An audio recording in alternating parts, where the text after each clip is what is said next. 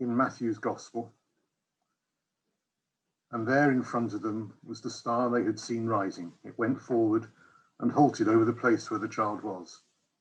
The sight of the star filled them with delight, and going into the house, they saw the child with the mother Mary, and falling to their knees, they did him homage. Then opening their treasures, they offered him gifts of gold and frankincense and myrrh. But they were warned in a dream not to go back to Herod and return to their own country by a different way. So we come to the 12th day, to the Feast of the Epiphany, the visit of the Magi, the offering of their gifts. But we also come to the start of our third lockdown, a time when we once more return to our homes and find ourselves there reflecting on the messages of today. For those Magi, as they journeyed, they had certain expectations. They had certain hopes. They had certain understandings of what it was that they sought. A child, a special child born to be a special king. So naturally they looked for that child in a special place. They go to Herod's palace, believing that that is where the star is leading them.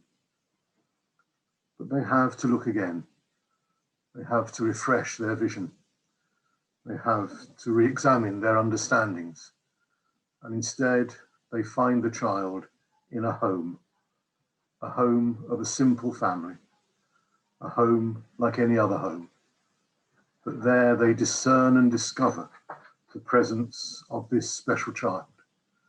And they offer him their gifts, gifts which are signs of this child's importance as God, as King, and as having a significant death.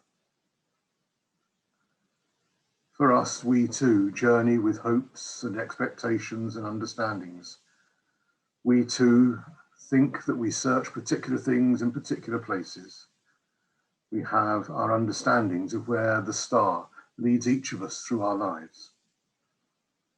Perhaps today we too are being given the challenge to refresh and to re-examine those hopes and those expectations, and to see where it is that we discern the presence of God. And we too will discern and discover him with us, wherever we may be, particularly in our homes.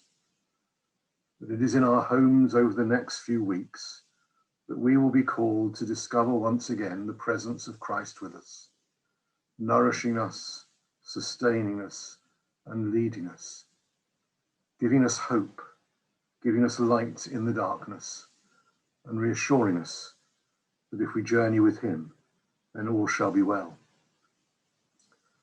Perhaps today, as we celebrate the Feast of the Epiphany, as we begin our lockdown again, we can spend some time seeking those signs of Christ with us where we are, seeking to offer to him our gifts, so that we may serve him faithfully wherever we are and in whatever we do and face in the coming days and weeks.